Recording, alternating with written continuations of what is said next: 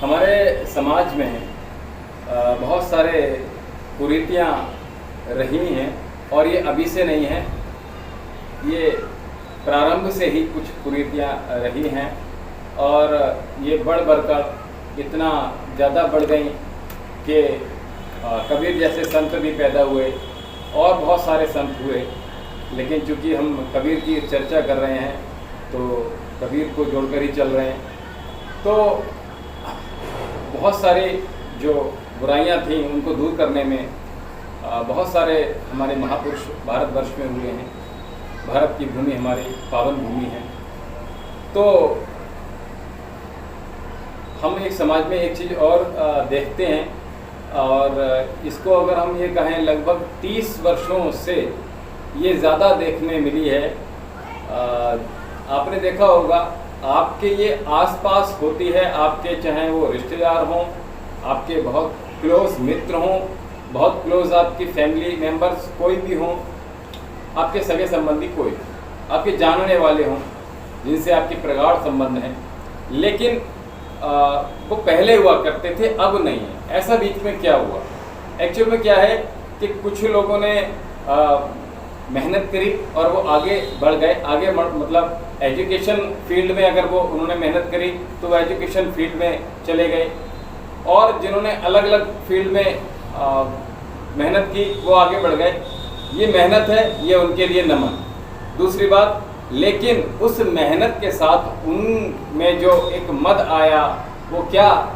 वो मद स्वार्थ का आया, लोभ का आया, लालच का आया, ईगो आई, घमंड आया, और उनके भीतर ये कि मेरे से ऊंचा कोई ना उठ पाए। आप देखेंगे बहुत से ऐसे साथी होते हैं, बहुत से मित्र ऐसे होते हैं, बहुत से आपके तहेरे, चचेरे, कुपेरे, पता नहीं कौन कौन से इस तरह के संबंध, जिसकी मैं बार बार कटाक्ष की भी बात करता हूँ। तो अगर कोई अच्छे पद पर पहुँच गया तो वो ये कभी नहीं चाहता कि मेरा दोस्त, मेरा भाई, चाहे दूर का हो चाहे पास का हो, खुद का ही भाई क्यों ना हो, वो भी मेरे बराबर कुर्सी डालकर बैठे।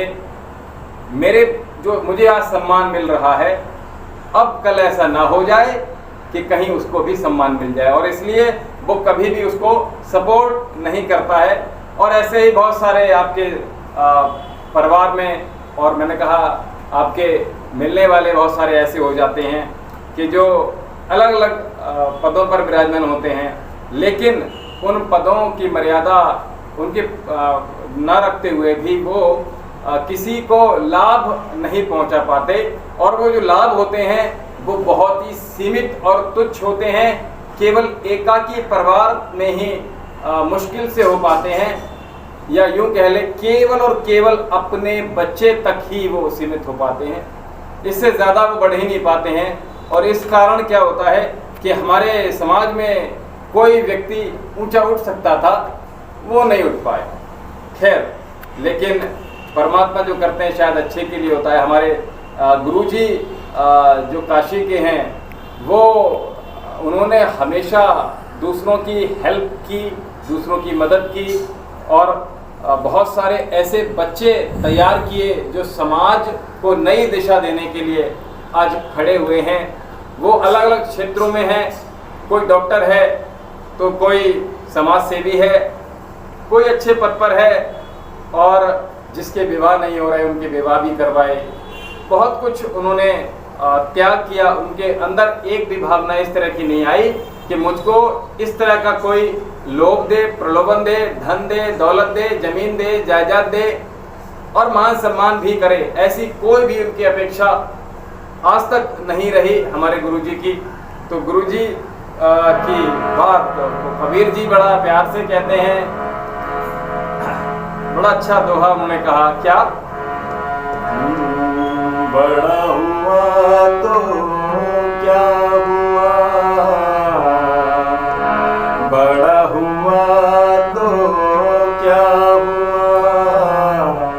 जैसे पेड़ खजूर पंथी को छाया नहीं, फल लगे कभी, फल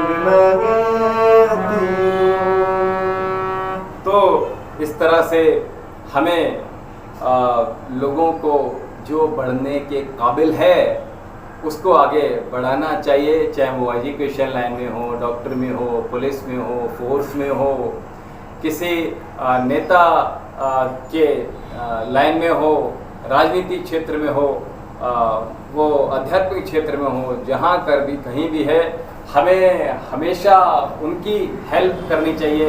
यही हमारे गुरुजी कहते हैं। ओम शांति।